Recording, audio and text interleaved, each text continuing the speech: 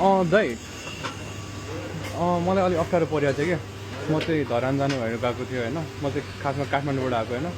अनि बसमा आएको थियो अनि यहीँसम्म चाहिँ आउने भाडा थियो कि मसँग चाहिँ अनि यहीँसम्म बस्ने यहीँसम्म पुऱ्याइदियो म धरान पुग्नु पर्ने थियो कि अनि मसँग खर्चहरू केही पनि छैन कि धरानसम्म पुग्नलाई कति जति पर्ला यहाँबाट कति टाढा छ धरान 17-18 किलोमिटर त्यस्तै कति छ ए कति खर्च लाग्ला मसँग पैसा नभएर अप्ठ्यारो भयो त्यो होइन भइहाल्छ कि चाहिँ तपाईँसँग भएन भने कहाँदेखि आउनुभयो म काठमाडौँबाट आएको अनि बसको भाडा जति छ त्यति मात्रै यहाँसम्म पुऱ्याइदियो मलाई बसले हजुर अनि त्यही भएर मलाई अप्ठ्यारो भयो थियो ठिकै छ गरौँ न अब म त्यहाँबाट हल्का हिँडेर आएको थिएँ कि अनि तपाईँको यहाँ पसल देखेर एकचोटि आएको थिएँ तपाईँले केही सहयोग गरिनु मिल्छ कि भनेर मलाई अप्ठ्यारो भएको होइन अप्ठ्यारै पर्नु भएको रहेछ भइहाल्छ नि त्यही त धरान जानलाई टाढो त यहाँ 17-18 किलोमिटर छ कति जति पर्ला 100-200 रुपियाँ एक दुई दुईमा जान्छ ए यो ठाउँलाई के भन्छ यो ठाउँ इटारी इटारी त्यही त म बिहानदेखि नि के खाएको पनि छैन क्या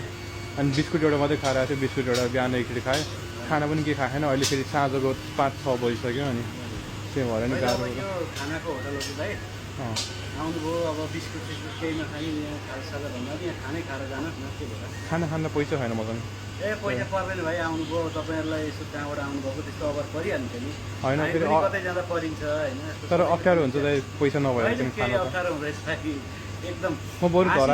धरानमा मेरो चिन्ने नै छ होइन अनि यस्तो भयो कि धरानमा मेरो चिन्ने नै छ होइन गाउँतिरै भयो अलिकति भित्रपट्टि अनि त्यहाँ चाहिँ अनलाइनहरू नचल्ने रहेछ कि अलिकति अप्ठ्यारो भएर अनि पैसा पठाउनु नभएर दाइले सानो सहयोगमा आएको कि मैले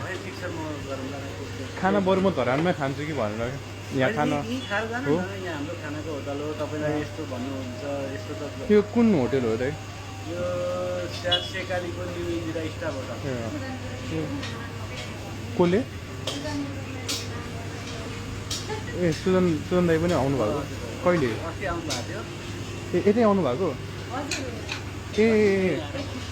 ए ए म राम्रो ठाउँमा आएँ क्या तर फेरि अप्ठ्यारो पैसा खानासाना खाएर जानु न तपाईँहरूलाई पनि अब कहिलेकाहीँ मान्छेले अप्ठ्यारो परिन्छ क्या त्यतिकै हिँड्दै गर्दै भन्दै जाँदा धेरै धेरै धन्यवाद दाइ त्यसको लागि धेरै धेरै धन्यवाद त्यति भनिदिनु भयो म ढुक्क भयो कि मलाई पानी पाउँछु बरु पानी एकचोटि धेरै थाक्यो म त धेरै गर्मी त यहाँ इटहरीमा त धेरै नै गर्मी रहेछ दाइ म बस्छु नि त दाइ हुन्छ खाना टाइम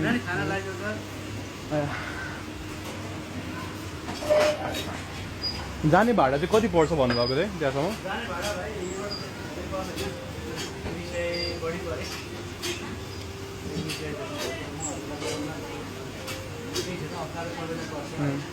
हुन्छ त्यही त दाइको कोही चिन्ने हो रिक्सा बरु रिक्साहरू जान्छ कि ए हजुर हजुर हजुर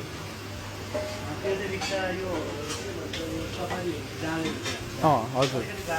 हजुर हजुर दाइ आउनु बस्नुहोस् न एकछिन बस्नुहोस्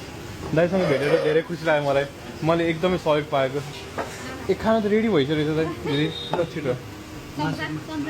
मासु परेन है मासु परेन फेरि अप्ठ्यारो केही पनि परेन मलाई केही परेन यति मात्रै सादा खाना भयो पुग्यो